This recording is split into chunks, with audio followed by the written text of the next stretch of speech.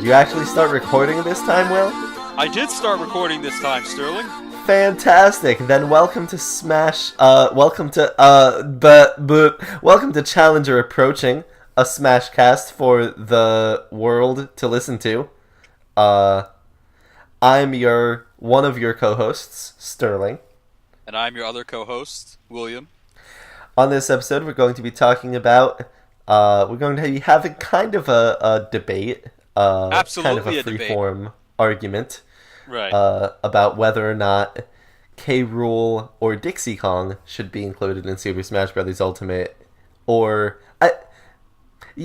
Smash Bros. Ultimate. I don't want to talk with confidence about future Smash Bros. Games just yet. Right, because for all we know, people are going to be lucky to get Diddy Kong in the next one. Yikes. Yeah.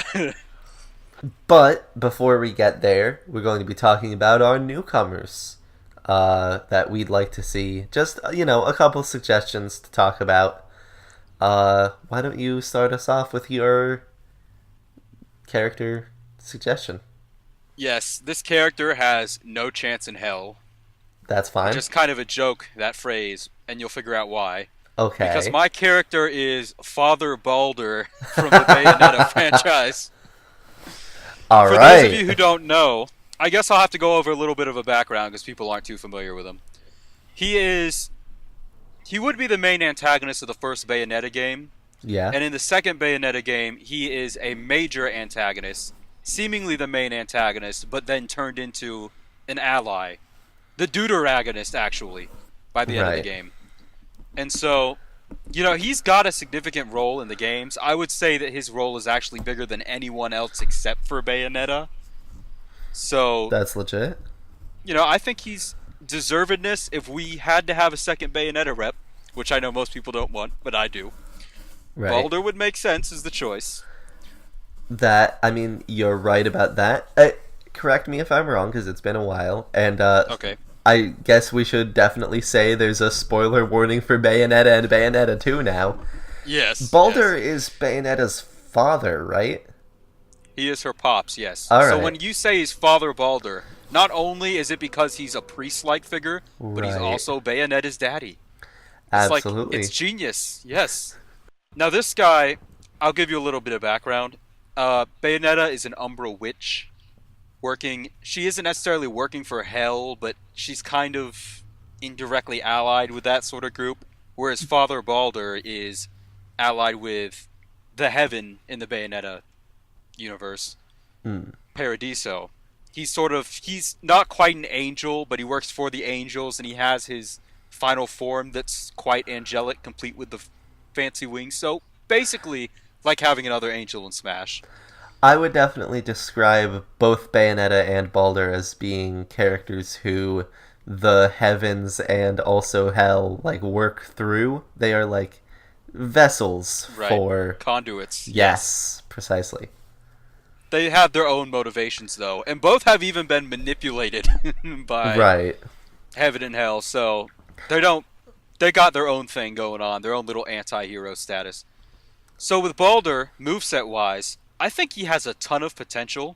Now, when I want Balder in Smash, I'm not going to pull from his first appearance, where he was the final boss of Bayonetta. It's a little less interesting. He doesn't have quite as wide a moveset arsenal. I'm going to go with his second, more recent appearance, and probably the one they go with. It'd be more easy to work with because he doesn't have the giant wings. Where he is the masked Lumen from Bayonetta 2. He's the coolest thing right now. He wields a spear, and not only is it a spear, it's a two-sided spear that he can break in half and dual wield. So he's basically Pit then, right? No, because Pit has swords. I know. He's got a spear. That's awesome. It's pretty slick. That right there, to me, already makes me want him in Smash beyond anything. But he's got a wide variety of other moves that he can pull from, and that includes abilities that Bayonetta has a parallel to, but isn't represented in Smash. Okay. So, I'm gonna start off with his specials. Sure. Any one of these specials, honestly, he could be a summoner character. I know you said you like summoner characters, like with your suggestion of Andy from Advance Wars. Because in Bayonetta, you have these giant monsters working for heaven called the Cardinal Virtues. And they're all these Titanous creatures with varying designs and vastly different abilities. Any one of Baldur's specials could be summoning them to do some kind of attack for him. Like, neutral special, you summon Temperentia, the wind one, or the up special, to create a giant gust of wind with debris that could smack opponents away while lifting Baldur up into the air. You know, side special, Justicia, summon giant tentacles from the ground to like swipe at opponents. Oh, I've seen You enough know, Japanese videos to see where this is going. oh yes, DeviantArt will have a field day. Yeah. Down special, I can't remember its name, the shark one. You know, create waves of water, jump out of that, shoot a fireball, whatever. Okay. You know, he's just, I can't. He is one of the better summoner characters I can think of because he's got a lot of material to work with. So specials wise, I think he should focus mainly around summoning the cardinal virtues. Sure. Physically, like I said, he's got that lance, that giant ass lance that he can break into two and dual wield. That could cover most of his physical attacks, but there are still other things that you could incorporate, like his ability to turn into a wolf, which parallels Bayonetta's ability to turn into a panther. It's kind of interesting because that's one of her major powers, but it's not represented in Smash at all. Right. Like her ability to transform into other animals, be it crow or snake or panther, you just don't see any of that, which I think is odd, but Bayonetta just has... There's a lot of material to work with from these games, and Bayonetta can't rep it all herself. So I think Baldur can help with that by giving him that wolf transformation for some of his attacks. Maybe even have his dash being transforming into a wolf. Like, that would be pretty slick. Because that's effectively what he does in his battles. And he's got various magical attacks. He can throw his peacock feathers from his wings as a projectile. He can summon orbs of fire to rapidly, you know, besiege his opponent with, or make the ground erupt with lava from beneath them from a distance. He can create like a giant sword of light. It's just, he's got a ton of different stuff. Like, if I wanted to, I could make a full-fledged moveset totally faithful to the games for him. That would be completely unique and just a joy to play as. I want him so bad. And he is fabulous as fuck! Like, have you seen his design? Like, in the first game, he wears the corpse of a peacock as a boa around his shoulders. A peacock corpse is like a fashion statement. It's amazing. And even in the second game, he's got his, like, majestic flowing white hair and his awesome, like, badass heavenly monocle. Just, I need him in Smash. I can see why. He sounds like a super cool character. I mean, I love Bayonetta, Bayonetta 2. These are great games, and Baldur is one of the more interesting characters in those games. So I'd be super down to see him. And one final thing I got to bring up. Sure. In terms of representation for the franchise, Bayonetta has the witch underworld sign down already. Right. Like, people say maybe Jean, and most people assume she'd be a clone or an Echo Fighter. I've seen some people try to push for a unique moveset for her. But I think, you know, why would we have a second Umbra Witch who already fights almost exactly like Bayonetta in-game, just with physical differences, like a clone would have? Right. When we could have Baldur representing the other side of the equation. Right. He's the heaven to Bayonetta's hell. He's the angel to her witch. He's the right eye to her left eye of the world. The right eye and left eye are these two MacGuffins in the franchise. Yeah. So, you know, he's just the other half of the equation. You have him and Bayonetta and Baldur, you represent the franchise about as well as you could. Realistically in Smash. I pretty much agree. And I mean, a lot of people say, like, we shouldn't have two Bayonetta characters. We shouldn't have had one Bayonetta character. It's like an unnotable third party. But is it even a third party at this point? Like... Technically, but in any meaningful sense of the term, no, it is not. And people only cling to that technicality to try and, you know, convince people it won't happen. Yeah. Like, as far as Nintendo's, like, mature audience... aimed titles, like, Bayonetta seems to be their flagship right now. And, like, that might be the only reason that Nintendo hasn't bought it outright. You know, like they have funded Mm. Bayonetta 2 was going to be canceled. Nintendo went out of their way to fund the project themselves as long as they could get exclusive rights to it. They don't seem to be interested in owning the title outright officially, probably because of its more mature nature. Maybe keep a little bit of a distance there, but I it's mean, basically a second party Nintendo game. I actually kind of feel like the major reason would be to maintain good, close relationships with Sega and Platinum Games. I mean, Platinum Games would be involved anyway, but specifically with Sega, like Nintendo likes collaborating with Sega on stuff. Sega likes money, you know. It makes I business mean, I sense. think right, but I just think I don't believe Nintendo would buy Bayonetta outright just because it's so far from their image. Like it's like Disney producing an X-rated movie or even an R-rated movie. It's just Right. they keep their distance. I getcha. They might like work their magic behind the scenes and buy certain companies or fund certain projects, much like Disney does. But they're not gonna slap their name on that one. Right.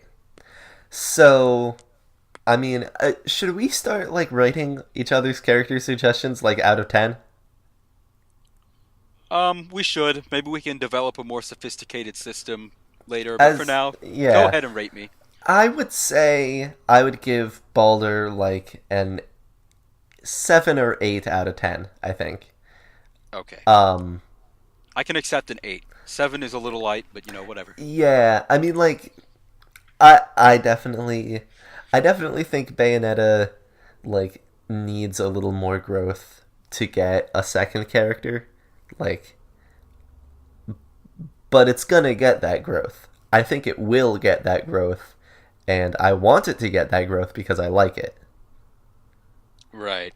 And Sakurai is allegedly buddy buddy with the guy who works on the Bayonetta games. Hideki So Kamiya. maybe Hideki Kamiya. Yes. So maybe a second Bayonetta rep Maybe. isn't as unlikely as people think. You know, I can imagine it. Um, Sakurai bias. so do you want to talk about my character then? Do you want I do? do. Okay, so do you remember that Nintendo Switch presentation back in the January of last year where they revealed the Nintendo Switch and its launch lineup and stuff like that? Uh, Yes. do you specifically remember? Uh, oh, what's his name? The I man think they who revealed the Switch in November, actually. they did, but they like revealed a lot of the specs of it and the details about it. Okay. All right. They had like a trailer for it. Anyway, um, the man who was there for most of that presentation, Koizumi, right? Uh huh.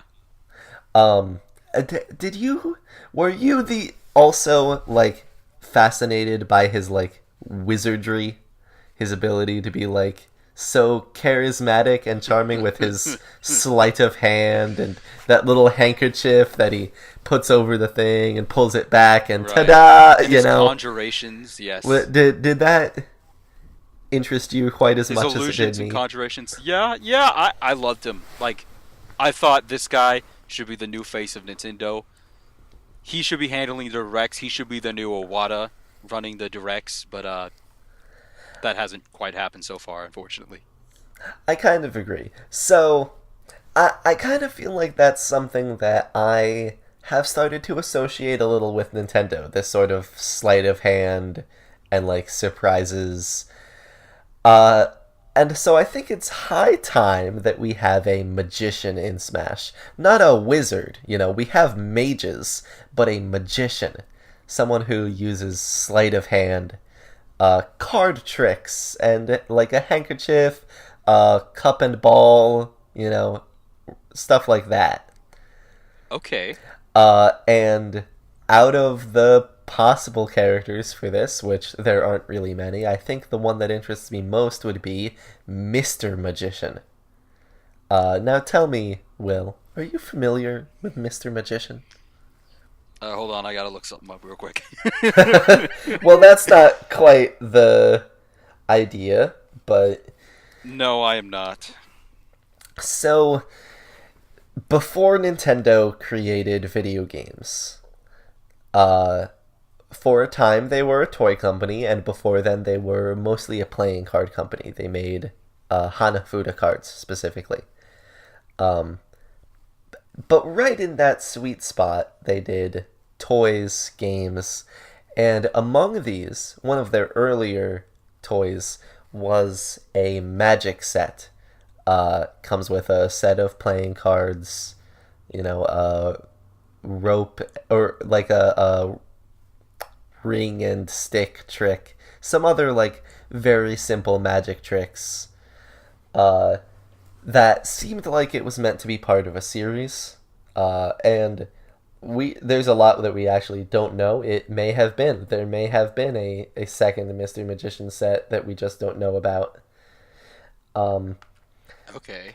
it had this cartoony magician on the front of it holding his like rod and a coin, uh you know and it was a child's plaything. It was like an amuse your friends with some little tricks and have a good rip snorting good time of it. Right. As far as characters who represent Nintendo's toys or playing card era, I think that there are better options. But I do think Mr. Magician is an option worth including because I do think there's moveset potential there. I'm looking at this guy, and I'm already Right. sold because he looks like a devilish leprechaun, and I can kind of dig it. Okay.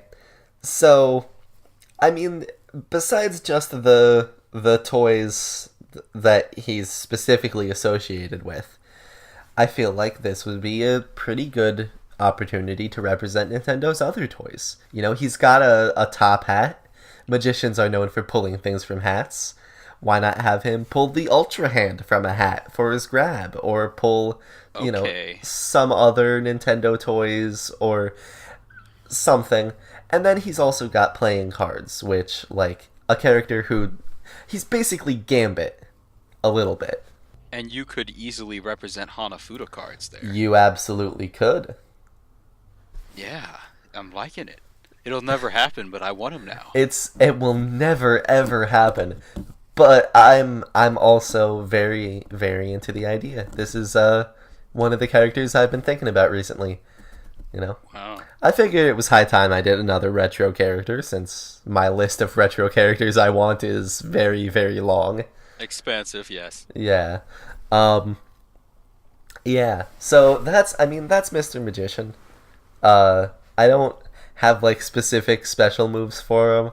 I just have like this kind of You don't broader need 'em. concept. You sold me on the concept.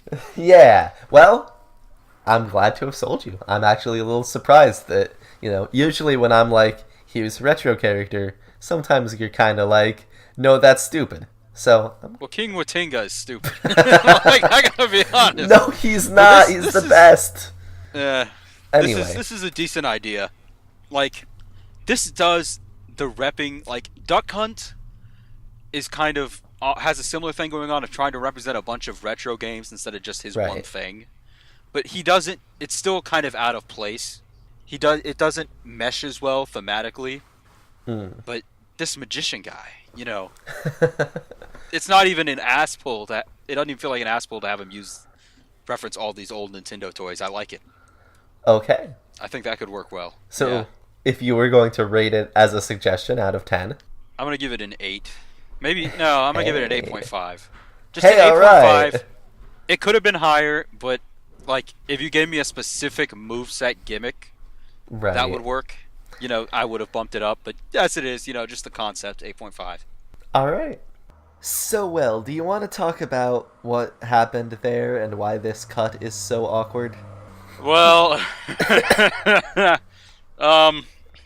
you see, I accidentally my computer shut off so that the screen went black. It kind of went into sleep mode, and I didn't notice, so the recording stopped. And we went on for about another 20 or 30 minutes before I actually noticed We that sure my screen did. went dark. I was so enamored with the conversation. So, Yeah. You know, the thing yeah, that's right in front of your face. You weren't looking at it or anything, you know. Anyway, yeah. so what you just heard would have been our character suggestions, which we talked about there, and now we can just focus on our main topic, which is, of course, the argument between Dixie and King K. Rool. So, first things first, I think we should get out of the way the question of whether or not there should be a DK newcomer at all, which I think the answer to that, regardless of your perspective, should pretty much just be yes. Yeah. Now that Metroid has its newcomer, I think everyone can agree that DK needs a newcomer more than any other I series mean, now. I would say DK and Animal Crossing, but It's, definitely DK. I would say DK and Right. Zelda, but whatever. Yeah, Zelda bias. Animal Crossing bias. So, the so I mean, I love the DK games. You know I love the DK games. I I know you love the last time DK we tried games. recording this, I went on a whole diatribe about how much I love the DK games. The point is, I love them. DKC3 is my favorite, followed by 2, and then Tropical Freeze, and then 1, and then Returns. Yes, Sterling is a purveyor of the Donkey Kong series at large. I myself got into it with Donkey Kong Country Returns. Huge fan of that game. I love Tropical Freeze too. I tried the original Donkey Kong Country, but I didn't particularly care for it. It just seemed like a big step down from Donkey Kong Country Right. Returns. So only really a fan of modern Donkey Which, Kong. like, you should definitely go back and play those games. Like, especially I DKC might. 2 and 3 are the best ones in the series. Yeah, and the ones I'm most Um, interested in. so, now that we've established that we both are in agreement that there should be a new DK character, and pretty much anyone else who disagrees is kind of just being contrarian. Like, people say, like, oh, it's a niche series. It's not. It's like one of Nintendo's main flagship franchises. Yeah, and like even if it isn't what it used to be, it still sells really well. Like Returns was Returns was huge for the It Wii, was. and they're great platformers. Yeah, and like I get you can make the argument that the characters, aren't necessarily as interesting like as a I whole. Maybe it doesn't need a whole lot, but I like it disagree could use three or entirely. four. Like, DKC has one of the best casts in gaming and one of the most underutilized casts in gaming. Uh, like, because they're a set of characters that was designed by Rare but owned by Nintendo, like, nobody's really using them the way they were originally designed these days. Hmm. But, I mean, I don't like, have any recollection of them being that interesting in general. like, at the very least, the core cast, which I would say at this point is Donkey Kong, Diddy Kong, Dixie Kong, Cranky Kong, King K. Rool, and Funky Kong, would be the core DKC cast. They're all like really great characters that I am a huge fan of. I would want all of them in Smash Sans Funky Kong. Like, I would even want Funky Kong. Like I get wanting him, but like doesn't need him. Like really, Dixie and K Rool. You Right. have those two, and Dixie and K. Rool you're set. are the most important. And see, here's the thing about why I'm taking a side in this argument. Because, like, for most things, I would definitely say, why not both? Um, and, like, honestly, I would be pretty happy with both. Uh, like, it's just that people have sort of inflated K. Rool's chances and whether or not he, like, a lot of people treat K. Rool as if he's a given or a must have, whereas, like, he's more just someone who would be good to have, if that makes sense. I would say at this point he's probably the most must-have newcomer, except Waluigi, but he's deconfirmed. At least as far as fan demand is concerned. Like, I mean, So that's one of my main issues is that fan demand isn't everything. Like K. Rool is a character who is in very high demand among DK fans, and like honestly, that's mostly just because he isn't really in the DK series anymore. I feel like he if Donkey Kong Country Tropical Freeze had had K. Rool and Dixie Kong, I feel like the support for them would be about equal. But because Dixie Kong is relevant, whereas K. Rool is someone that is missed, a lot of people would rather see a return of K. Rool rather than, oh yeah, Dixie, who is still around. I don't think that's accurate at all. Like, the big thing that holds K. Rool back and that his detractors use against him is that he isn't relevant and hasn't been around for so long. Right. If he showed up in Tropical Freeze, like, there's no reason whatsoever that you wouldn't put him in I mean, Smash.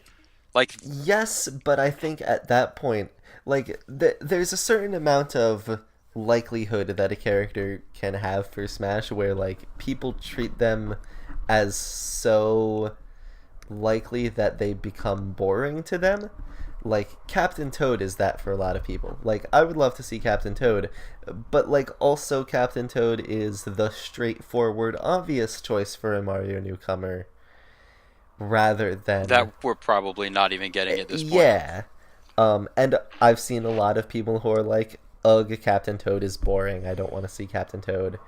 And I feel like a lot of that attitude has also carried over to Dixie Kong. And I feel like Mm-hmm. if K. Rool were not dead as disco, if his fan base was not motivated primarily by nostalgia, the arguments for him would be significantly lessened rather than strengthened. I definitely don't Like, agree. like, Like at that point, he's not only like it's not only that he was the villain of the DK series. If he appeared in Tropical Freeze or Returns, he is like just plain like past and present. He just plain right, is the main antagonist overall, and that's the only thing that holds him back, like at all, is his right. irrelevance. I And wouldn't doubt him at I mean, all I if agree. If he was in the game, I would expect him. What I'm saying is that I think people would demand him less. He would be like because he would be more expected, he would become less wanted. I see what you're saying. I don't know. I But think I it's mean kind of a that's just stretch. kind of a psychological thing that I've noticed in Smash fans. We really should be getting into a bit more structured of a debate here. Let's I mean, we're kind of covering deservedness yeah, right I now, guess aren't we? so. Like my main Maybe we should talk yeah, K. Rool. more about that. Like I would say that K. Rool as the main villain of the Donkey Kong series, like yeah, he warrants a spot about as much as any other like main villain of a franchise that's already got its main character in Smash. Um Sure. like I just I don't see how he's any different from Porky or Hades or Black Shadow. Well, there. I mean, I could. He's much more popular. First off, and like, Sure. while I don't know if K. Rool is iconic, he's not like Mario or Donkey Kong even. Right. But he is easily the most iconic Nintendo villain that isn't in Smash. At least if you exclude like King Boo or whatever from Mario I Kart. mean, But like, why would you exclude King Boo? Why would you exclude, um, like the Mario cast, obviously because yeah. of like these casual friendly games like Mario Kart or Mario Party, more people are going to be familiar with who or what King Boo is. But we know like he's not getting into Smash as much as we'd like it. I So mean, you like, kind of have to, as far as like excluding Mario, like taking that out of the equation because that's such a juggernaut and everyone knows who these characters are just by virtue of having played Mario Kart. K. Rool is the big Nintendo villain left. that isn't in Smash. I mean, like, Ridley was the big Nintendo villain left. He was. I kind of feel like that might be enough as far as like filling that quota goes. Like if that's the goal. Like that's I don't think that roster decisions should be made with filling a quota in mind. No, I don't either. I don't think we need more villains just for the sake of more villains and K Rool's. Well, I don't. Yeah, I agree. I Like that's not the only argument people use for him. I think being a villain is a plus, but I would never say let's put K. Rool in because he's a villain. right. But like, we have I think 5 actual villains in the roster. That's like Bowser, Bowser Jr., Wolf, Ridley, and I think I'm missing one. King Uh, Dedede, Ganondorf, no, Meta Knight, Ganondorf, Wario. DDD and Meta Knight. No, Wario's like the main pro tag of his own games. He was a Okay. villain in the ye old That days, but doesn't you know mean that he's not a ended villain. quick. Like in He's his not a main villain. games, he's a villain. He's just a protagonist villain. He's more of an anti-hero. Like take Wario Land Shake It. He's not he's helping people. Now it's for greed based purposes, but he is like inadvertently saving the world. He's not doing anything malicious. Like he is a textbook case of an anti-hero. Like he happens to Like be in that hero role but like for all the wrong reasons, but he's still not a villain, you know? I think that's being semantic for the sake of saying, like, trying to I don't make it think seem so. like there's. I don't think so. I feel like that's trying to make it seem like there's more villains missing than there are. Like we. I take the opposite stance. I think people who Oh, would say that Wario and DDD aren't villains or are villains are being semantic and trying to like downplay the lack I of I would villains on the roster. I would actually include Dark Pit as well. No, Uh, he's not a villain at all. he's about as No, much no, of no, a no. villain When as was the last JDD. time you played Uprising? He was a It was a while rival to ago. Pit briefly. He was briefly Okay, a rival to Pit, and then he does turn and go totally on the side of good, helping him out in the final battle and in the few yeah, chapters okay. beforehand. Like he's not a villain. He's like is Shadow the Hedgehog a villain? Yes. He's not. No, he's not. I mean, you also did count Wario, who is, or you did count Wolf, who like is also a rival character. I'm not super familiar with Star Fox, but I thought he was like evil. Isn't he? He's Doesn't he not. generally have? Okay, well then, if I that's mean, true, like then we can say 4. he's But he's an asshole, you know. Don't get me wrong, but he's like he's more anti Team Star Fox. He doesn't align himself with Andros necessarily. okay, and then we have DDD and Meta Knight, who were the main antagonists of at some point of their respective titles, but I would. they're always allies now. Either that, or they're I like mean, possessed and just circumstantially against Kirby. Like if I would DDD's say. taken over by some outside force.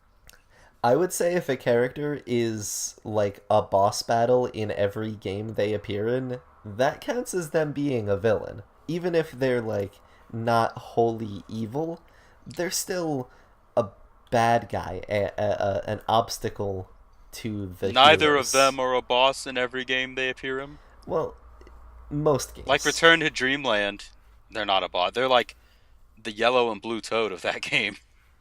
Well, yeah. You know. But that's one game, and it's not the most relevant one. I mean, like, look And at even Star then, like Allies. nowadays, Look when at are they actually legitimate villains? Like, wasn't DDD possessed by some evil force and turned into that macho version of yes. himself that was fighting? I would I would say that that does not keep him from being a bad guy in that game or an He's an enemy. anti. He's more like an anti-hero, like Wario. Like these. Also, what about Mewtwo? Did you count Mewtwo? I mean, we can if you want. Like we can take Wolf out and then put Mewtwo in and say there's 5 still. You know, whatever. 4 or 5. I'm not too broken up about which of those we go for, but Right.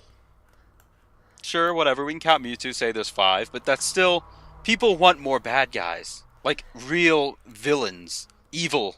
Okay, You know, except it like if K. Rool is our best option, then like I don't there's think not a he's lot best. of options. He's our most. He's the most popular option. Personally, Right. I prefer Porky or Hades, obviously, but Sure. And I as mean, far as like, iconic, quote unquote, iconic villains go, he is the best option of that we course, have left. that's specifically Nintendo. If we're opening up the possibility of like third parties getting a villain, like Eggman would Okay, definitely be an iconic character. I would love Eggman, but it would just never happen if Sonic got a second rep. Like Right. I It hate would it, be but Shadow Tails. and Knuckles, yeah, or Shadow Well, and Knuckles. I don't think Knuckles. Like, Tails He's or. more popular than Tails. Like Tails Yeah, is but not that beloved of a Tails. character. Tails is pretty beloved. He's definitely. Tail gets a lot of shit. He's Like, kind of a joke. my argument for why Tails would be Sonic's second rep over Eggman or Knuckles is that Luigi got in Smash Brothers as Mario's second rep. Like, Yeah, but as a and clone. also he was rumored for Melee. And yeah, Tails could be a clone or a semi-clone. Okay, but that was a different time. Like Tails is at his like lowest. Mm, Like people don't like.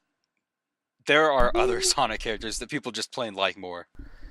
Sonic, Shadow, or not Sonic. Well, Sonic too, but Shadow, Knuckles, probably even maybe even Amy. I mean, a lot of the a lot of the Sonic fan base values the older games more. Like the reason Sonic Mania did so well is that like the last Sonic game that most people agreed was good was Sonic 3 and Knuckles. Um and like I definitely Knuckles. agree that Sega pushes Shadow and Knuckles more, but the Whoa, whoa, whoa! But I know that third game with Knuckles is often considered the best Sonic game. That's Knuckles. That's like a point in his favor, not Tails. right, but Like that's like one of the reasons he's so popular. the Sonic cast that people want to be the Sonic cast is Sonic, Tails, Knuckles, and Eggman, and no one else. Okay, I don't know if that's true, but if it is, you know who the most expendable one would probably be? It's not Knuckles. Knuckles. It's No, it's it's Tails. no, it's If you, definitely I bet if you had a vote of Sonic fans, I guarantee you, kicking Tails out would landslide victory over Knuckles. I don't know if that's true. But anyway, Sonic is not the topic this episode. Right. Um Like I agree, Eggman would be more desirable than K. Rool. It's just that people have bad taste, so Eggman's probably not getting in. There's like no demand for him. that's fair.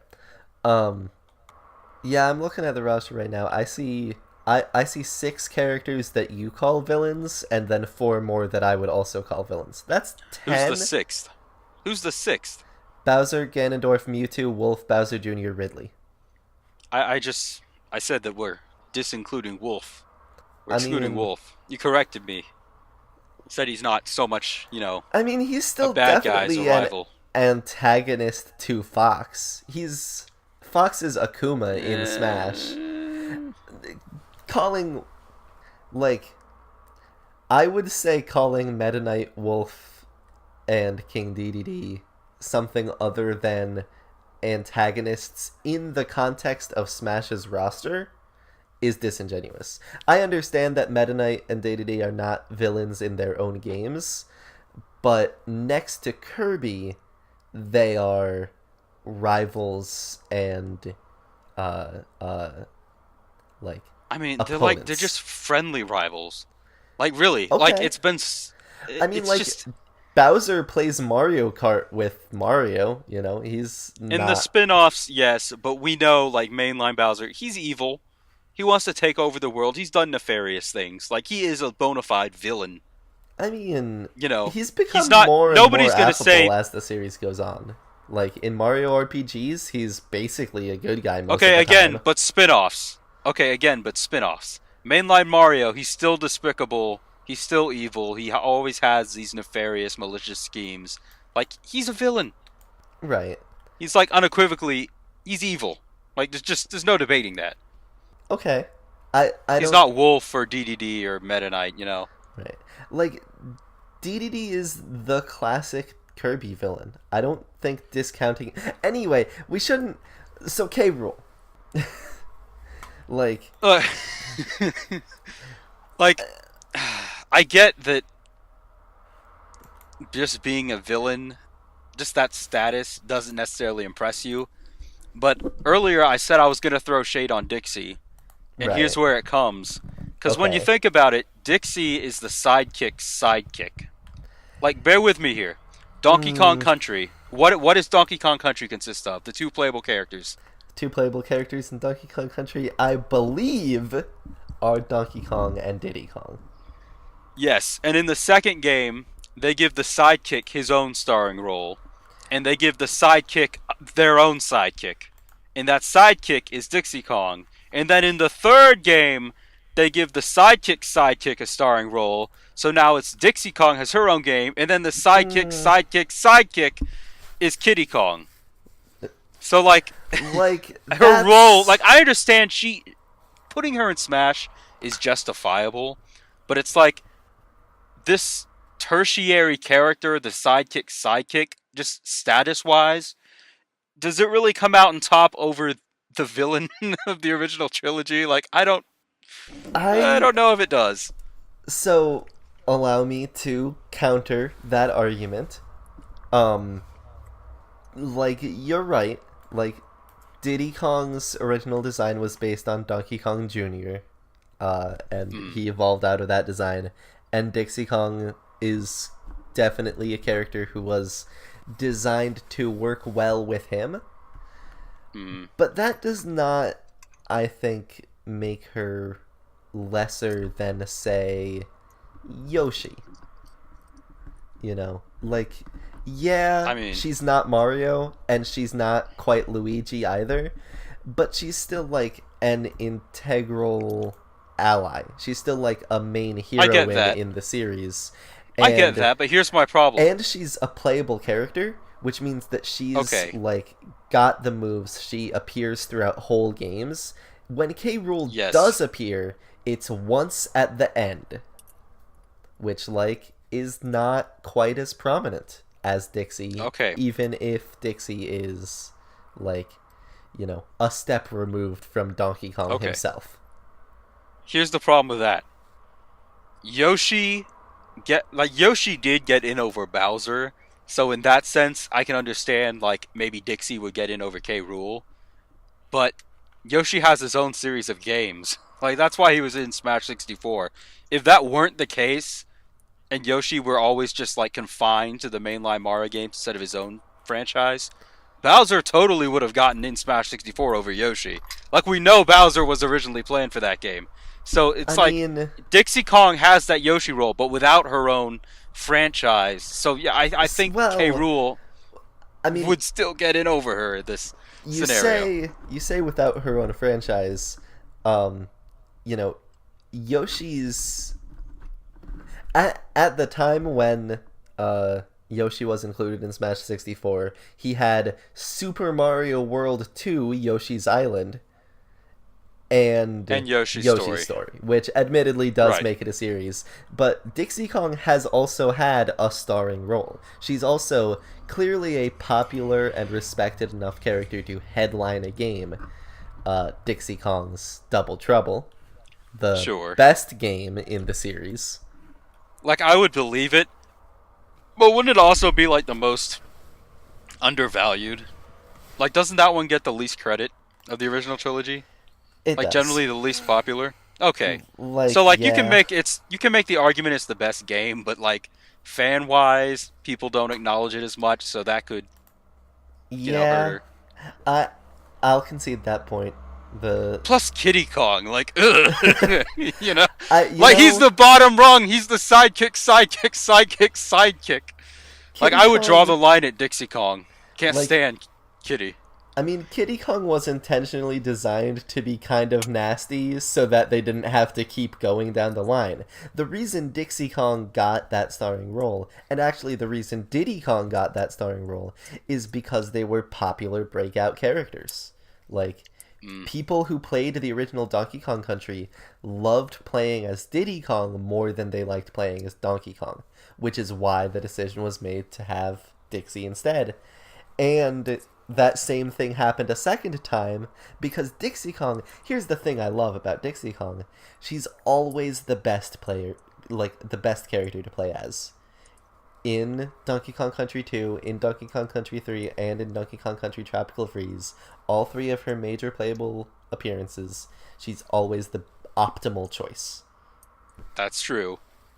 Her hair powers, I guess you'd call them, I do help would. with the platforming. Absolutely. They Yeah. make her, like, really, really useful. Right. But I still don't think she has the same level of popularity as K. Rool, you know? I.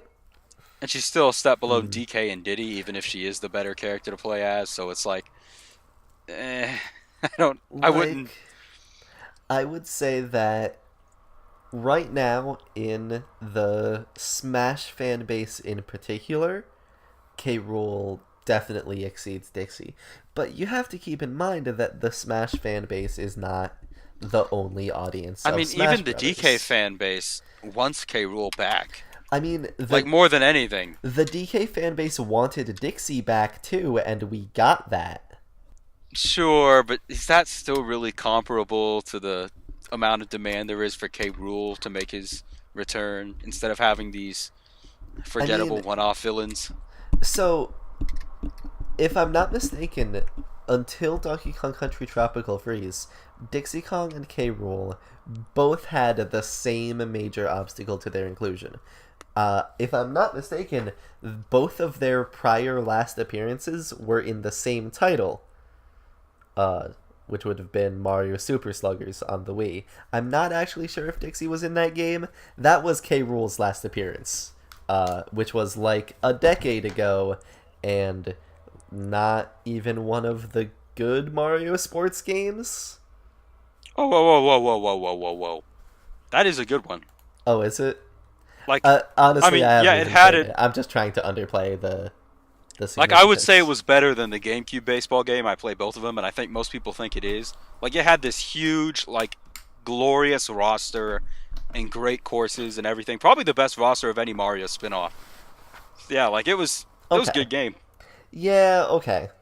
But Like, like, obviously, it's not important though. right, You're like it's right. a Mario spin-off, it's not Right. a Donkey Kong game. If it were Mario Kart, I'd give it credit. I'd give K. Rool credit if he got into that.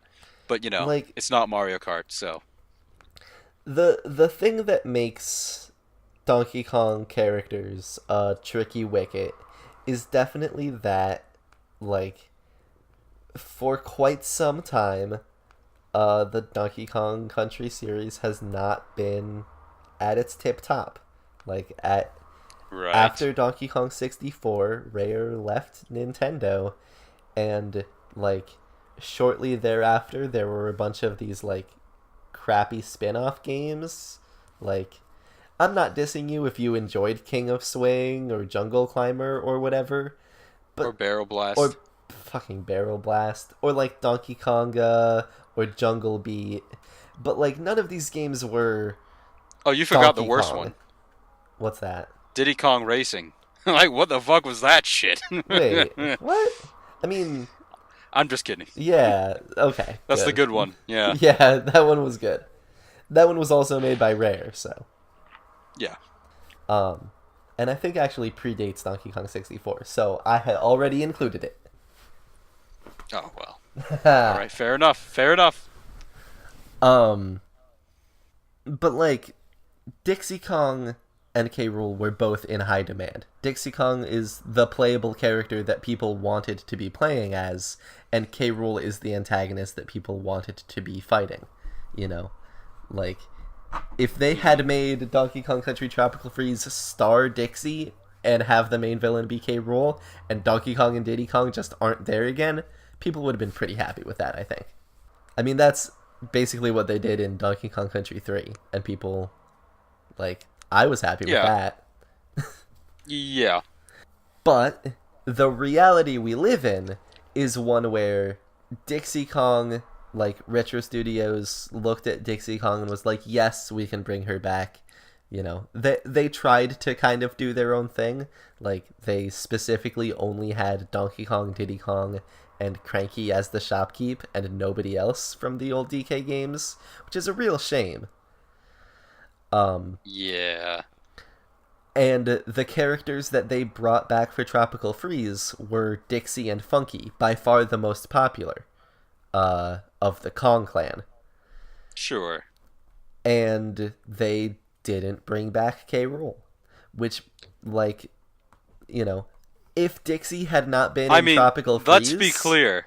That is okay, not due to a lack of fandom, man. Like, it's not like Retro is sitting around for thinking, sure, we don't need to put K. Rool in because, he ain't popular. Like, right, he's not, like, like, I think they want to make their own villain and, like, have their yeah, own version of Donkey Kong, and they've just failed at it. they've specifically said a couple of times that like the reason they chose the Tikis in Returns and Lord Frederick in Tropical Freeze is because they wanted to kind of carve their own image, to kind of, make their mark on the series, don't just rehash. Which, like, I can understand that. That's a thing that makes sense from a game development perspective. Right. And, like, I mean, after the Tiki Tak tribe and the negative reaction to them, like, they should have just brought K. Rool back and made him better than he ever was. Do I think that Donkey Kong Country Tropical Freeze would have been a better game if, like, the silhouetted Viking had been K. Rool Yes. all along? Yes. If it had been exactly identical, but the main boss was K. Rool and not a new character who is identical to K. Rool, that would have been better, yeah. K. Rool is definitely my most wanted character to return to the Donkey Kong series. I think Wrinkly Kong would be right after him. The dead ghost wife Yes. of Cranky, right? Yes. Ghost Cranky or Ghost Wrinkly. Yes. Who I also wouldn't mind seeing Right. smash. And yeah, and then I think old. She's old and a ghost. and then I think under Wrinkly is tiny and lanky. Nobody. I mean, Lanky Kong. They were like. He has no style. I mean, there are people who like he him. has no ironically. grace. Yeah. This That Kong Kong has a funny face. is yes. a fucking disgrace. Oh, okay. Switch it up. Like, he doesn't have real fans, though. People just like him I ironically. mean, I like him. He's a clown. I like clowns. Uh, But not a lot of other people legitimately like clowns, so I can understand why. yeah. So, oh, you know what? There was one other Donkey Kong Country character who was brought back in Returns. Wait. I don't know who it is. Rambi.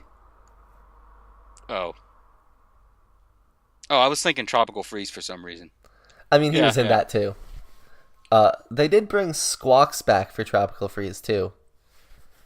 Squawks was in Returns, wasn't he? Was he? Yeah. Okay. He was in both. Yeah. Unguard wasn't in either of them, though. And that's the best one. What are you doing, Right. Nintendo? I know. Returns didn't even have fucking water levels. That's one of the reasons it's the lowest on my list, is that it didn't have water levels. It didn't? Not one. Maybe not, huh? I guess maybe not one when you're underwater. Yeah. Yeah. Huh. Okay. Well, alright. Fair enough. But Tropical Freeze did, and it should have definitely had Unguard. There's no reason it should have. Yeah, while we're on the subject, DK revamp with a Rambi as a side special, please. Can we get that? We should get That'd that. be slick. I'd be on board. So anyway. Dixie versus K. Rool. We covered deservedness. Yeah. Right. So, I mean, I think a lot of the reason why K. Rool gets more support than Dixie is that a lot of people see more moveset potential in K. Rool. And honestly, personally, I feel like this is the place where K. Rool fails the most. But a lot of people think that Dixie could work as like a clone of some kind. People who are saying she's an Echo Fighter, I just want to, let this out real quick. There is no fucking way she could be an Echo Fighter. It just does not make sense. Well, I think in terms of being truthful and faithful to the character, like, it would be a disservice to make her one. But would Sakurai make her an Echo Fighter? Maybe. No, he wouldn't. Like, even even Ganondorf, the most unfitting clone in the series, even Ganondorf, when he was introduced in Melee, had more differences from Captain Falcon than any of the Echo Fighters do from their base fighter. Echo Fighters didn't exist back then, right? They sure didn't. Yeah. So, like, I don't know how that comparison quite holds up. But, it holds up insofar as, like, if, like, my line of thinking is Dixie, she needs the up special to be her hair, her propeller hair. Like, that is an absolute must. Like, you can't not do that. And then, replace the peanut pop gun with a bubble gum gun. Probably keep the banana peel in the side special, but, she just you could do that. Like, I understand she could have a fully unique moveset, but you could easily make her a Diddy semi-clone. Right. So, like, you could. I would not be happy about it, but you could. She could be a semi-clone. But she couldn't be an Echo Fighter, because Echo Fighters are, like, specifically, they're characters who would have worked fine as alternate costumes, but they decided to go the extra mile and make them more into their own characters with, like, some more fleshed out animations and voice acting and stuff and like that. And, prop differences in how they fight. Like, yeah. Number changes. Yeah. Some slight ones. Like, Lucina, I think, is the most distinct Echo Fighter, which is, she's Marth, but without the tipper. Right. Whereas, like, Dixie Kong would need to be more different from Diddy than Lucina is from Marth. Which I think would make her closer to Pichu, or Dr. Mario, who specifically aren't Echo Fighters. Even though they totally could have been.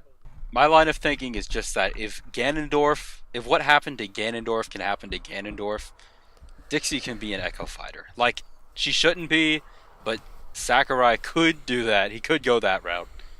Like, I could easily see something where, like, he picks K. Rool as the unique Donkey Kong newcomer, and, like, he probably won't dedicate 2 unique newcomers to Donkey Kong, especially when we have a limited newcomer roster this time around. But I could see, So, what I'll say about that is, like, yes, we have a limited newcomer selection. We don't really know yet what that entails.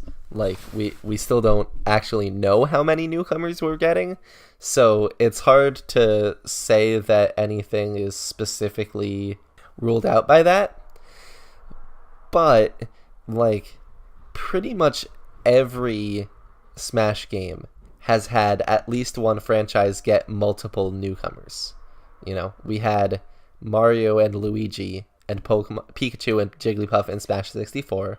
We had Peach, Bowser, and Dr. Mario, as well as, Mewtwo and Pichu, and Link, Zelda, and Ganondorf, and Young Link. I wouldn't count Melee. 64 in that. We had Meta Knight and King Dedede for Kirby, and also all those fucking Pokemon in Brawl. And in Smash 4, we got Rosalina and Bowser Jr. for Mario, and Palutena and Dark Pit. And, well, yeah. Well, he's a and clone. We got Robin and Lucina and Corrin. Well, DLC characters, let's make a distinction Fair. there. That's not I think quite it's equivalent. So, also, I would point out, okay, with 64, I wouldn't use that as an example because that's the first one. And obviously, they're going to have more than one Mario character. And, like, people call them newcomers, but they're not. They're just always have-beens. Sure. But, like, Melee, Brawl, and Smash 4 all had 2 newcomers for one series or another. Fair, but again, like, limited newcomer selection. And we don't know how limited. If any series would warrant it, like, DK is the one that everyone agrees needs more. Like, sure. but it's also been like historically one of the most neglected by Sakurai, Exactly. and we don't really know whether I that we mean, don't know whether that's going to change. Sakurai has in the past tried to, correct for these things. He added Ridley, I think that's a signifier of the fact that he's listening. Okay, but you said yourself earlier that you think Ridley might be the one, the big crowd pleaser to please the core I Smash fans, which is why you don't think I K. mean, Rool is in it. But you could apply I that logic I to think Dixie that Kong K. too. Rool has competition in that regard. I don't think Ridley is the only crowd pleaser.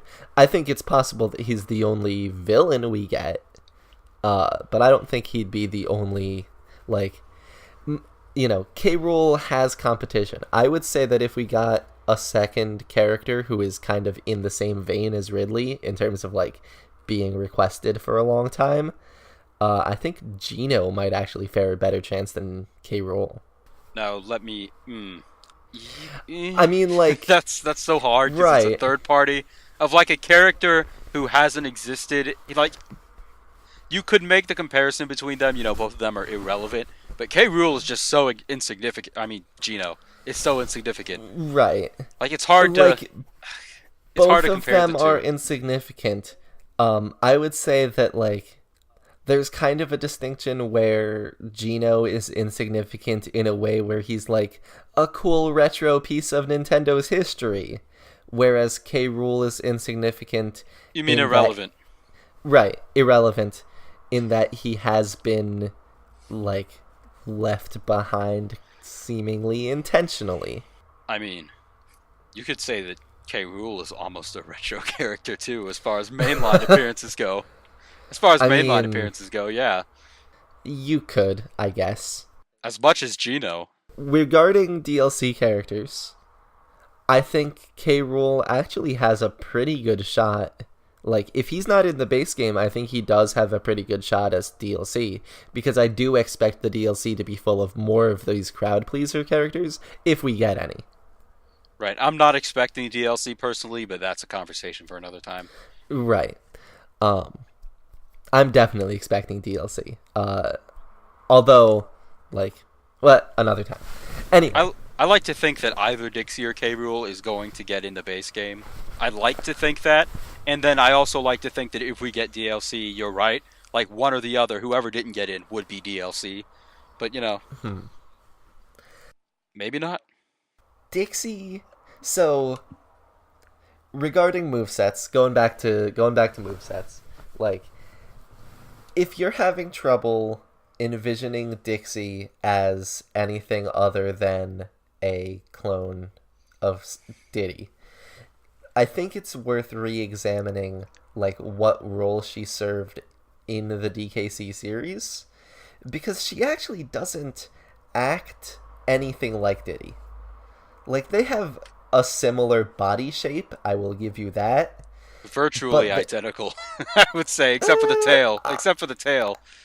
I would say similar. I mean, also the ponytail, and also, like, Dixie has, like, different feet, but, like, yeah, they look similar. But if you play the DK games, like, Diddy is more athletic. He, has a faster rope climbing. He has this cartwheel. He, I believe he does jump higher. He's got that athleticism, that acrobaticism, which, like, is reflected in his moveset in Smash. Most of his moves are these, like, flips and spins and shit. Whereas Dixie has always been kind of more laid back. She has that higher air mobility because of her, helicopter twirl, but she also, like, when she attacks on the ground, when she does, the animation where for DK it's a roll, for Diddy it's a cartwheel, for Dixie she's just, like, kind of doing a ballerina twirl with her ponytail swinging out. She's not nearly as flexible, and she's also, slower in general, I think, by quite a wide margin. She's actually closer to DK in speed than she is to Diddy. And she, has the floatiness, which I think should be the crux of her character. Wait. You I see know. what you're saying. I got you. Dixie Kong should Okay. be a floatier, slower version of Diddy Kong. That's the difference. Well, like no, I'm kidding. because she also needs to like attack with her hair. You know, Right. when DK does the ground slam and tropical freeze, the thing that Dixie does instead is like slam her hair on the ground. Mm. You know, she attacks with her hair. She picks things up with her hair. She basically interacts with the world with her hair, and she doesn't really, you know, grab stuff with her hands or like do much of anything with her hands. Right. And the whole, I mean, interacting with stuff with her hair, using her hair to fight. Bayonetta clone? No, not no. That's No, not no. I know. That's really not equivalent. not even a little. I know. Um, I just had the thought. You ain't no hair fighter, Mac. Oh, man. And can you imagine Dixie, like, dual-wielding bubblegum guns? And just being a Bayonetta clone that way? Ugh. And then, like, summoning giant fists and feet with her hair? Like, just turning her hair into that? Oh, man. Oh, but the feet are her fucked up primate feet with the weird thumb. Yes! And then the thumb has, like, a sweet spot where it does, like, an instant KO. Yes! Oh no! We figured it out! Anyway. Um, no, I think like I think on the whole, Dixie's playstyle should be more like Jigglypuff's or Peach's, where she like makes a point of spending most of her time in the air. Like I can see her getting like if you hold the jump button while you're in midair, rather than hovering like Peach does, she kind of has a slow descent. And I Right. think, you know, giving her the helicopter twirl from Tropical Freeze as her up B, giving her the helicopter spin as a side B for like forward momentum from the classic DKC series. And then just Mm. making most of her moves revolve around swinging her hair, twirling her hair, headbanging. Like, if you really want to include the bubblegum gun, you can. It was kind of only included to make Dixie more of a clone of Diddy in Tropical Freeze, which, like, was kind of dumb. They should have been more distinct, and also they should have been something other than power-ups for Donkey Kong. Yeah. Tragic. Did you have a specific moveset for Dixie Kong that you I wanted to mean, outline? like, I mean, like that's I think the crux of the concept. What she Mm-hmm. does for her like other two special moves, like I guess I could see her using the animal buddies. Um, if you wanted to do something even more distinct with her, though, you could have Kitty Kong as part of her moveset. I was gonna bring Uh, that up. I wanted to see what you do with right. that. So I would not do the ice climbers, but it's also Zelda chic thing. Okay. Like, I would not like I could do see that happening for Diddy and Dixie as a character, but I could not see that happening for Dixie and Kitty. I don't think Kitty needs a full moveset. Instead, I would rather have Kitty be kind of used as a weapon for Dixie, Mm-hmm. because that's kind of how he's used in Donkey Kong Country 3. You know, he's a problem-solving tool for Dixie, who's the main character. Um, so like pick him up with her hair and swing him around is, you know, like he's a big ass battering ram. That's a moveset concept, I think. And there's enough different things that Dixie and Kitty can do when they pair up in Donkey Kong Country 3 that I think you can make a moveset out of. Like If you really needed her to be more distinct from Diddy than she already is. I think that's probably the most unique thing you could do with her, and it is unique. Mm-hmm. And like I understand that that's probably like a wet dream for a fan of Donkey Kong Country 3 like yourself for it to Right. get such That's recognition. that's not what they would do. They would Yeah, And also, Like, Kiddy Kong is just a hideous abomination that I would hate to see get any form of Smash he's representation. Like, he's no. not great. I'm not Ugh. a, I'm not hugely into Footsie Kong. I will say that.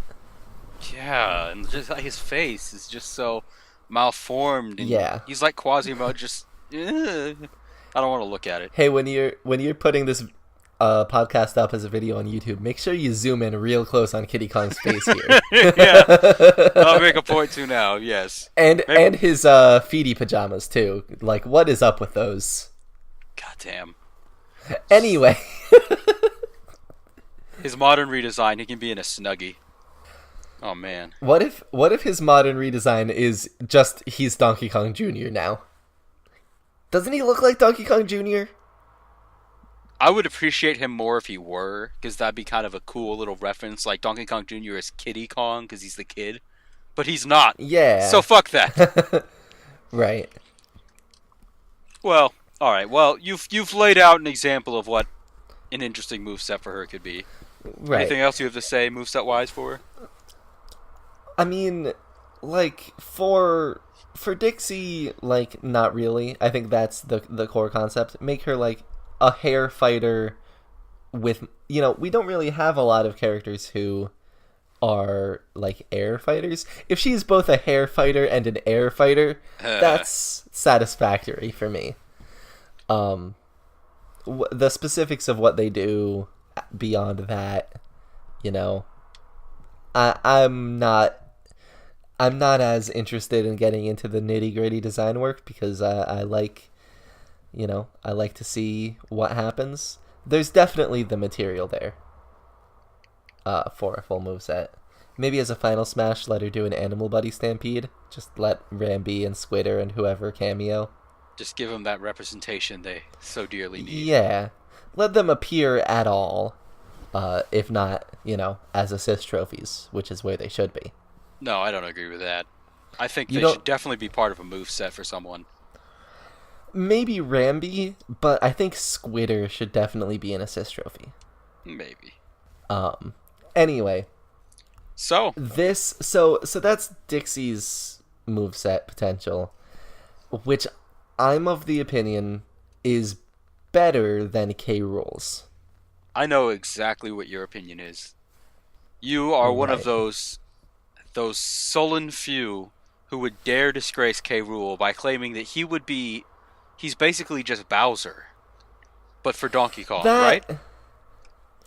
Well, he serves the same narrative purpose. I would not say that his, abilities are the same. He doesn't fight the same way as Bowser. Bowser uses his teeth and claws, whereas Rool uses his fists and weapons.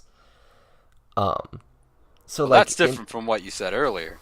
Like, I've definitely seen you say that K. Rool is basically just Bowser, Like... And would basically fight identically. No, I've never said anything like that. I am certain on GameFAQs. I've seen you post saying K. Rool is just Bowser. Like, yeah, I know for a fact I've seen this. So my issue with K. Rool isn't that he's just any one character. It's that all of the things that he does are things that I've seen before in Smash. Like, not all on the same character, but I've seen... he's got the blunderbuss that shoots cannonballs, but we've already got a character in Smash who shoots cannonballs. We've got his, boomerang crown, but we already have boomerangs in Smash. He's got the, punching and pounding that he does, but we have Donkey Kong, we have Wario, we have characters who have K. Rool's brute strength and weight. We have... He doesn't have many distinct abilities that are specifically K. Rool's and nobody else's. Right. And in one of our prior recordings that wasn't really recorded, I laid out a moveset that I think addresses that pretty well and makes it unique. So I should probably cover that so it's on here. Yeah. So with K. Rool, I think that he doesn't need to be your typical, like, huge, heavy, slow, lumbering, heavy-hitting fighter. I think that he should be something of a really quick, huge fighter. Like, think he would be about Bowser's size, maybe a little larger, maybe a bit smaller. But he's not just lumbering around trying to throw these slow moving melee attacks at you. He is fast.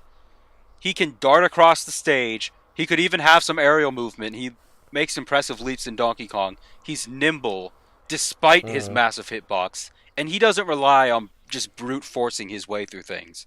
He uses weapons and tactics and traps just like he does for Donkey Kong because it's just not his style to be like Bowser and try to just muscle his way through. right. So for his I'm just going to get the best move out of the way, down special. DKC3 Mm. reference. I know you love it. Yeah, so this is the one move that Will has suggested that Yes. I've not been seeing everywhere, and it's also the one move I've seen suggested for him that is interesting at all. Yes. For those of you who don't know, DKC3 final boss battle against K. Rool, or Baron K. Baron K. Rulenstein. Rulenstein. Yes. Yes. He places one of his attacks is that he places two metallic orbs in the ground and he activates it so that electricity runs between them. So I'm thinking have K. Rool place one on the ground and then carry another to wherever he wants to and place that where he needs to. And then you have a line of electricity moving from point A to point B to zap opponents in between them. And you could work out all sorts of interesting angles with this. So that honestly, it would be Right. like the coolest, most unique trap move just on any character.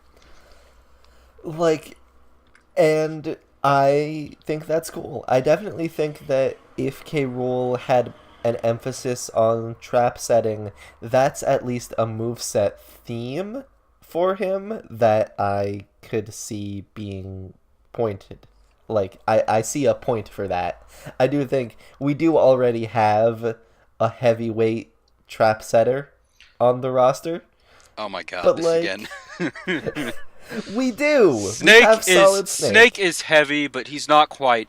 It's not just that K. Rool is heavy. He's like the Right. huge He's lumbering. You'd think he'd be a sure. melee fighter kind of character, like a Bowser or a Donkey Okay. Kong. Snake isn't that. I suppose I see your point. Right. Um, He's got them hitboxes. The right. massive, obese hitboxes, yes. So, I, I go on with your moveset. I mean, it's the rest of it is kind of just the same moveset as everyone else, right? It's like, he's got the I mean, cannonball, he's his got the up crown ring, special. he's got the helicopter. Well, the side special, like you pointed out in one of our previous recordings, instead of just shooting the simple cannonball, he could be laying out spike balls as traps, Right. which would be more interesting. That's something you could do. That wouldn't just be a Bowser Jr. copy paste. His up special, I agree not with that. terribly interesting, but like using the helicopter pack and hitting enemies with the whirling blades atop and maybe carrying them with you as it hits them. That's serviceable. Okay. Nobody else has a I move mean, like that. like, Like it's not hugely interesting, but it's different enough. yeah, I guess. The Like, only weak that's the thing about K. Rool that people are saying is that he's different enough. That's still not. I mean, that's what Dixie supporters say in regards to Diddy Kong. I So, mm, so the move pool I would want for K. Rool, like I guess in terms of his moves, like you know, yeah, he would probably have the crown boomerang. Yeah, he would use the blunderbuss. Although, like personally, like in addition to having him lay out the spike ball as a special, I would also have him use the blunderbuss for all of his smash attacks. Uh, have them be more like a close range explosion. At that range, I mean, sure. and I'd want, maybe yeah. maybe he fires a cannonball with like his one of his aerials or something. I don't know, but like the core concept that I would want to go with would be that of a stance change character because the thing Right. the thing about K. Rool that interests me, the thing that I like about K. Rool, and the thing that I worry wouldn't be represented by K. Rool if he got in Smash, is the non-King K. Rool personas that he has. Like, he in the original Donkey Kong Country, he bores me. You know, his main methods of attack are throwing a thing and running at you, and like he all he really does in that game is like steal a bunch of bananas, which like is about as simplistic a plot as like Bowser stealing Peach. Sure. Whereas in Donkey Kong Countries 2 and 3, he's like adopted these different personas, not just for him, but for his whole Kremlin crew. And he's, got like this conniving evil revenge scheme going on. And he does these like way more interesting, way more cruel attacks. And like what interests me is how unstable it makes him seem. How he's like, one guy this day and another guy a different day. It makes him seem, I really like K. Rool's like differently sized eyes. Like that's a thing that I really Oh, I like. love it. Like some people hate the asymmetry, but I'm just like, yes. It's fantastic, and it really evokes his personality as being this like twisted, manipulative, and also probably kind of insane monster of a character. So like what I would want is something that reflects his chaotic nature and his versatility by letting him switch between his two most notable personas, that of the king and that of the captain. Hmm. So what I would do, rather than, Shulk, whose stance changes only really change a little bit of his physics and just give him an aura, I would instead have his stance changes be more like, stance changes. Like, when... I also would not map it to a special move. So what I would do is have all of his blunderbuss moves, have those give him a chance to turn into Captain K. Rool, basically. So, and when he's Captain K. Rool, he has, where King K. Rool has like a kingly strut, I would say Captain K. Rool should have like a roguish sidewalk, kind of like Sheik's, where he's got his claws bared, maybe wiggling his fingers menacingly. I would say for a lot of attacks, like, King K. Rool would be more of a bruiser in terms of his melee attacks. He he may focus on his weapons a lot of the time, but he does barrel forwards into you. He does use his fists in DK64. He is definitely a character who uses his weight, Sure. But I would say Captain K. Rool would use his natural weapons more. He would do more bites and more slashes with his claws. The image I have in mind is of his forward aerial being, as King K. Rool, he kind of like pounds his fist like as a spike attack, whereas Captain K. Rool would kind of slash his claws out and do a multiple hit that doesn't do a spike. Sort of racking up damage rather than getting KOs. Would be the concept, which they tried with Sheik and Zelda, but I feel like K. Rool might be a little better fit for that.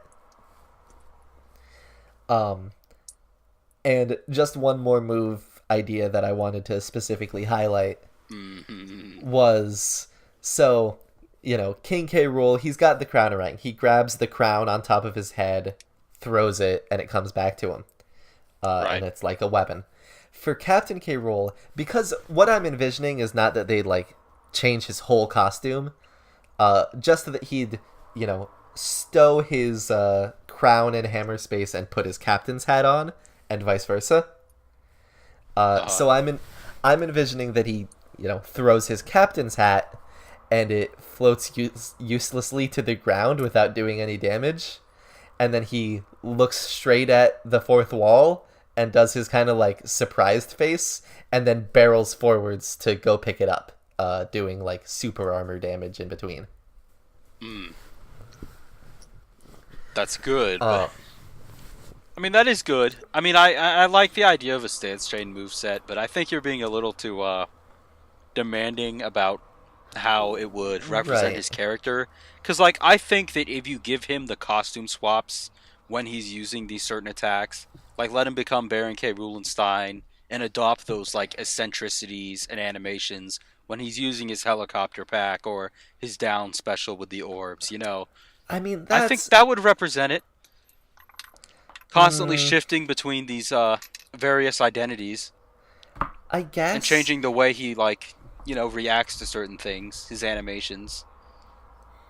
it's just it's just an aspect of K. Rool's personality that I miss. Even back after DK64 when K. Rool did still sometimes appear, he was always appearing as King K. Rool. He was never appearing as any of his other personas because the only Donkey Kong Country game that it seems like Nintendo wants to acknowledge is the first Donkey Kong Country game. Yeah. And I think that sucks. I miss the days when K. Rool would change his hats. Right. I mean, I think if he got in, he'd almost certainly have a lot of Captain K. Rule focus. Because that's still such an integral part of his character, like pirate theming. Even in the original, Yeah, you know, the whole ship aesthetic. I think we could expect some Captain sure. K. Rule at least. Baron K. Rulenstein, sadly, probably much less likely to be represented, but Right. it is what it is. Sadly. Um like but either way, I still just on a personal note, like Dixie is the character I'd rather play as. I don't really play these heavyweight characters. I would say the closest comparisons would be like Snake or DDD or Bowser or whoever else.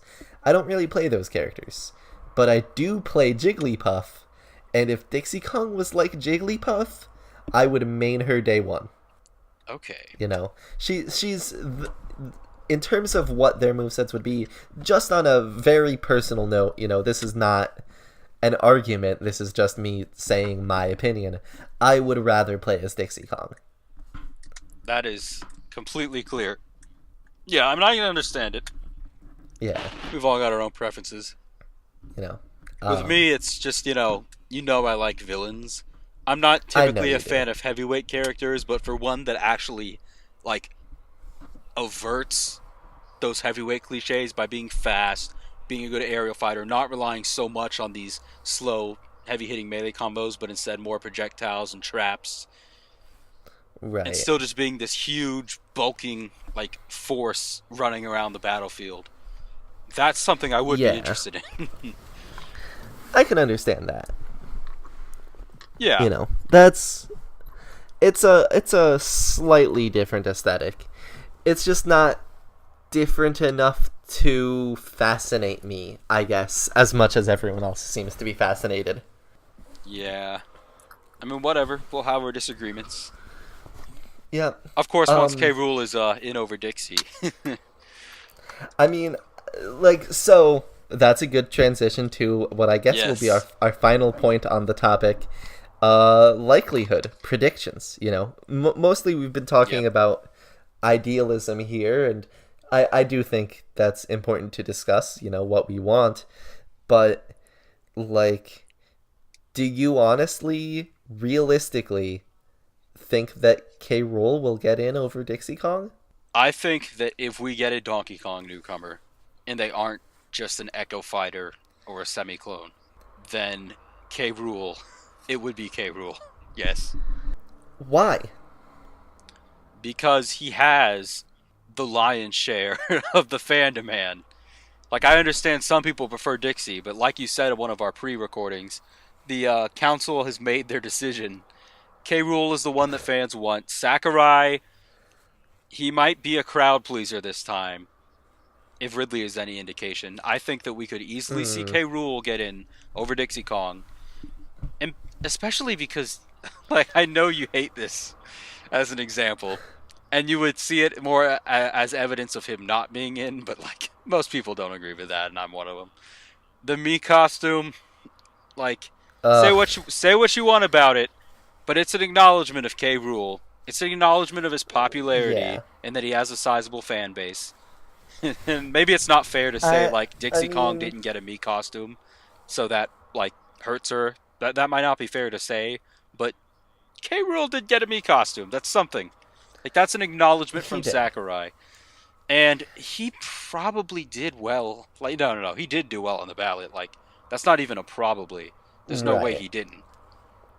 So, okay, those are some points. Um and I can refute them now. Okay. Um it seems like most of the crux of that is popularity, which I will concede. K. Rool, like, by pretty much every objective measure, like, Waluigi is the only one who beats him out, and he's deconfirmed. Like, excluding Waluigi, K. Rool is the most popular newcomer suggestion among the Smash fan base. Um, Yes. and, like, if he was in, a lot of people would definitely be very happy. And I can see why that choice would be made. Uh, However, I still think that Dixie Kong edges him out in terms of, like, you and also other K. Rool fans are consistently downplaying Dixie's popularity, but when actual polls are done among fans, when like numbers are run, Dixie Kong does pretty consistently make like the top 10. She's not quite at K. Rool's lofty height, but it's not as though she's an unpopular character. She's still a very, very popular character, and her peak of popularity in recent memory was 2015, right after Tropical Freeze came out, when everyone was still playing that game all the Mm, time. And that was when the ballot was going on. right. Um, so I would say that in terms of popularity, like, they are competitors. There's a competition. It's not, oh, it has to be K. Rool or everyone will be disappointed. Because really, the reason why anyone wants either of them is just because people like Donkey Kong and people want more Donkey Kong stuff. And, Um, like, I think most Donkey Kong fans will be satisfied with either of them. I would point out that I think that if K. Rool got in, most people would be satisfied, and you'd have you have some Dixie supporters like yourself who wouldn't be, but I do think the vast majority of people would be satisfied with that. I don't think it would be quite the same with Dixie Kong because there are a lot of people who specifically want King K. Rool. They want him to make his Right. comeback. They want it to be him. They don't want it to be Dixie. They perceive Dixie as the boring choice. So I don't think you'd have that complete level of I satisfaction that you mean, would with K. Rool if she got in. And let me okay. ask you a question.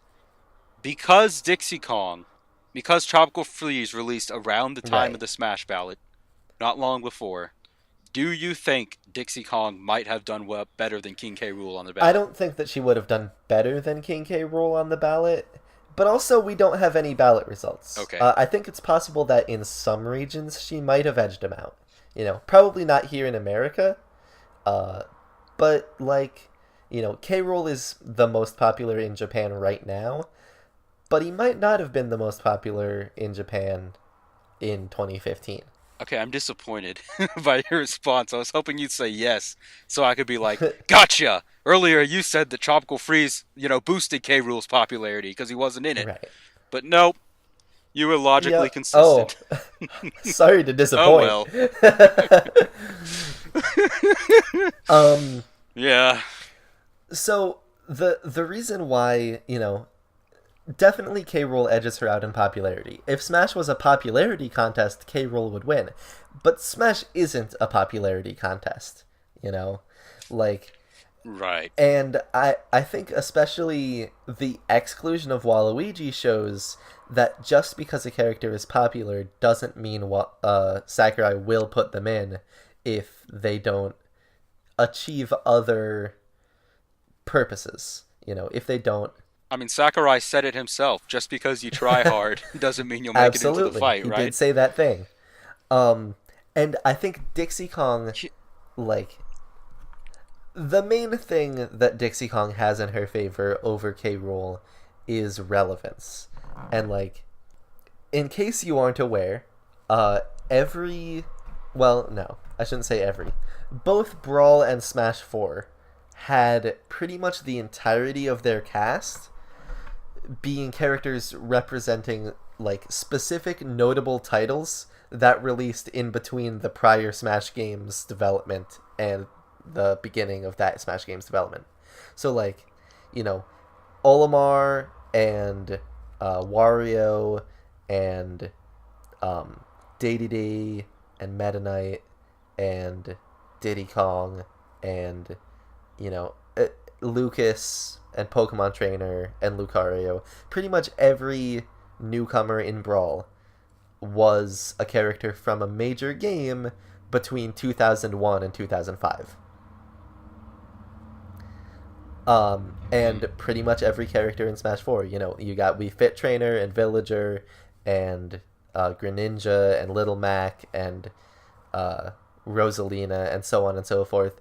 And all of these are characters who made a splash between 2005 and 2012.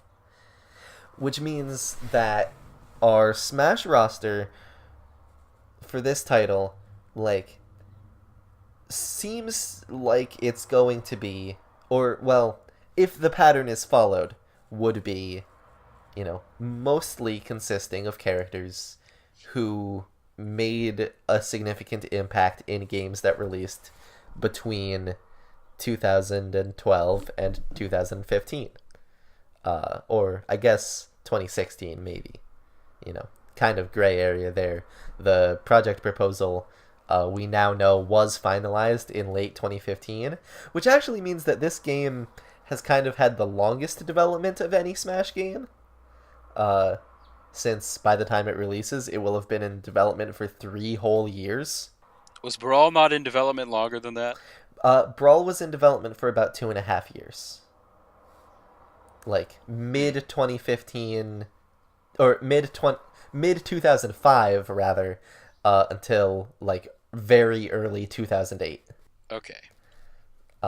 Whereas, like, this seems like it's pretty much December to December.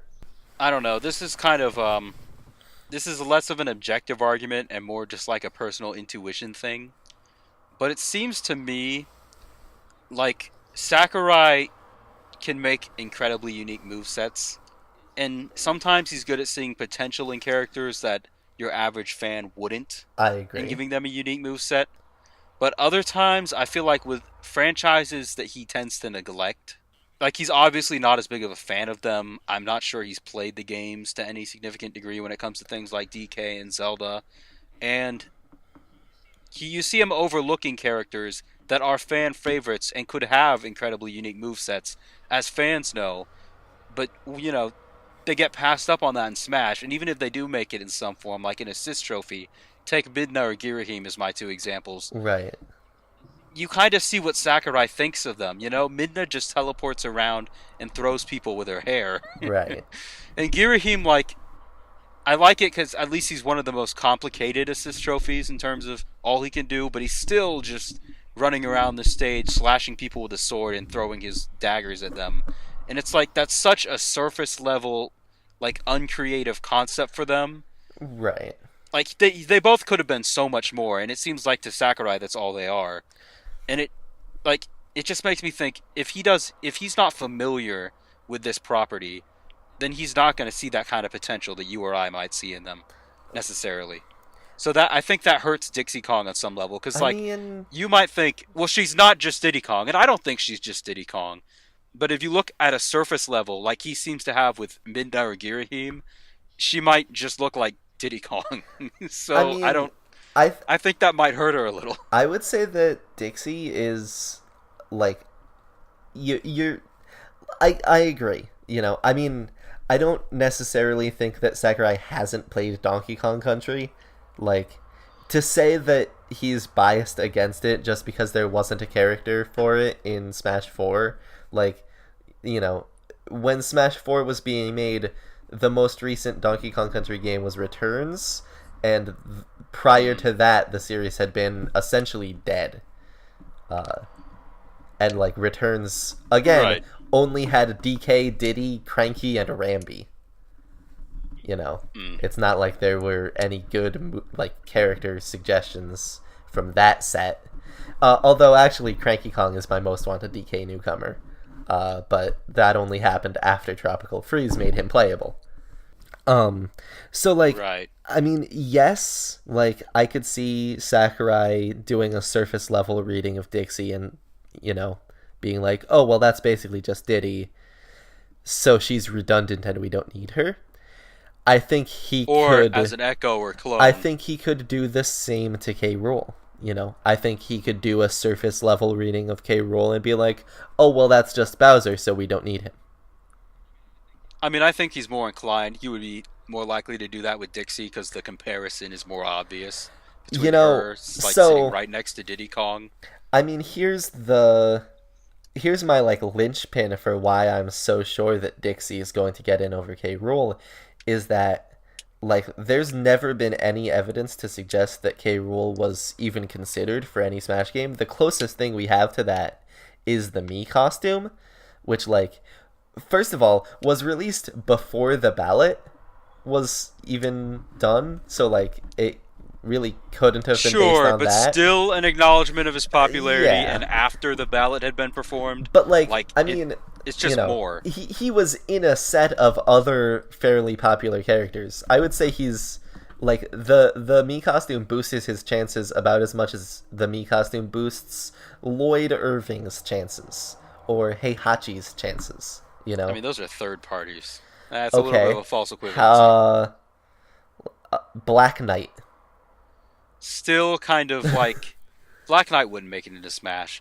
Like, I feel like... How about you're trying to weaken the argument by saying it didn't happen after the ballot, but I think that just strengthens it, because it's like that's before the obvious, like, objective indication of K. Rool would have been set into place. Like, if he gave him a costume before then that would I would think that would show that he gave K. Rool some consideration. Like, he at least was, like, aware of the character and their popularity. Okay, yeah, I would say use Geno. Sakurai's aware. I mean, but Geno was released specifically with a statement saying from Sakurai, I actually wanted to include him as far back as Brawl, but I couldn't figure out how to get the rights. Of course, now Square Enix is involved, so who knows? Wink, wink. He didn't say anything like that for K. Rool. You know, all he did was like, and here's K. Rool as a Mii costume. Sure. But what I still we count have the Mii costume as it's a notable point in K. Rool's favor.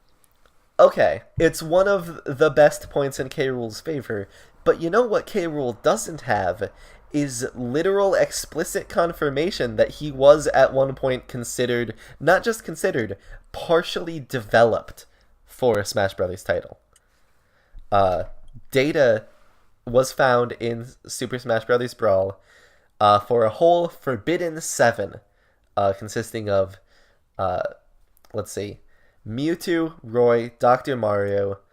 There was also Pra-Mai, which nobody really knows what it is, but the working theory is that it's plus unlimited.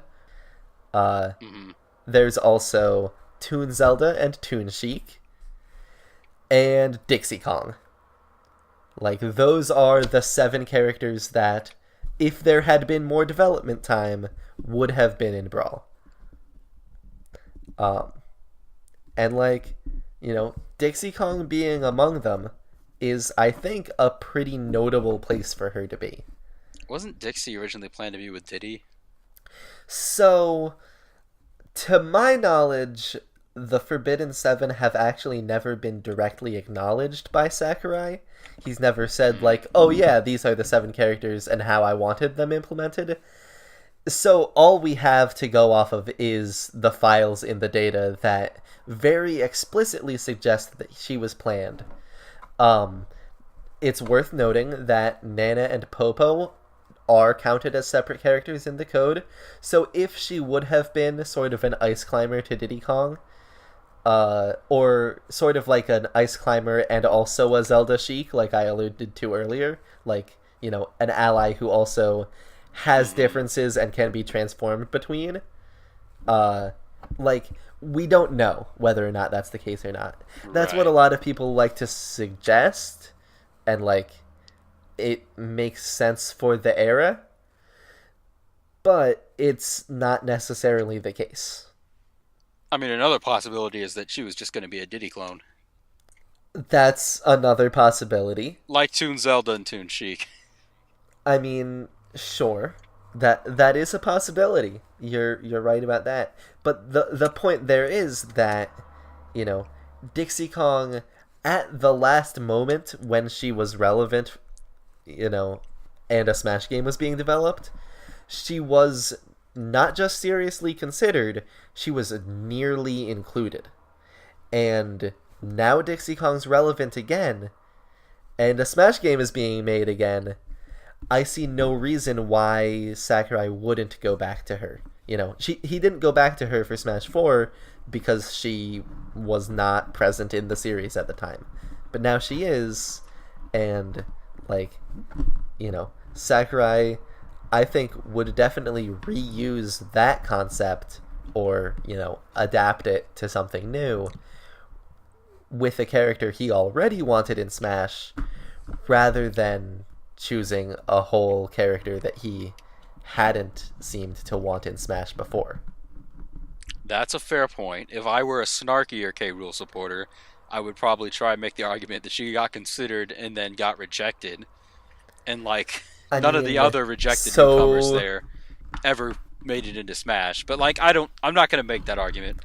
Not really. I mean, Mewtwo, Roy, and Dr. Mario were... Yeah, but they're veterans. I said newcomers. Yeah, I guess. Like, plus Minor and Toon Zelda. Like, if you want me to recount all of the, like, planned newcomers who did end up making it in later, you know, we've got Bowser, King Dedede, Mewtwo, Marth, Wario. Sure. You know. Sure. Etc., etc. I mean, I think there's reason. I'm not... Like, that is a good point. And that's probably the biggest reason why I'm not just going to completely dismiss Dixie getting in over K. Rool as, you know, not going to happen. Like, I acknowledge that it could happen. I just don't think it will. I think K. Rool's likelier. Okay. And, like, you're entitled to that opinion. Honestly, like, nothing that we say is going to have any impact on the game. So... Nope. You know, when Dixie is revealed, you can eat your words, or when K. Rool is revealed, I will gladly eat my words. Now, what do you think your reaction will be if either is revealed? I mean, honestly, it depends entirely on presentation. Like, it depends on the moveset, it depends on how they're shown. You know, like, if K. Rool gets in and he has a moveset that I'm satisfied with, then I'll be happy. If K. Rool gets in and he has a moveset that bores me, I'll be like, yup, that's boring still. Alright, fair. And, like, if Dixie gets in as a clone, I'll be more disappointed than if she doesn't get in at all. Okay. It's fair. Alright. I don't know if there's much more we can bring to the discussion from here. Yeah, and I mean, like, we've also been recording for an hour and a half on top of the 20 minutes of usable audio from the last recording session we still have, so this will be a long one. Yeah. At least we finally hashed that out. That's done and behind us. Yes. I would say I'm satisfied with that, and, you know, all of our future discussions of the characters can be made with this context in mind. Unless, well, unless, like, some other bit of information comes out. Yeah. Yeah. All right. Well, good game. Good game.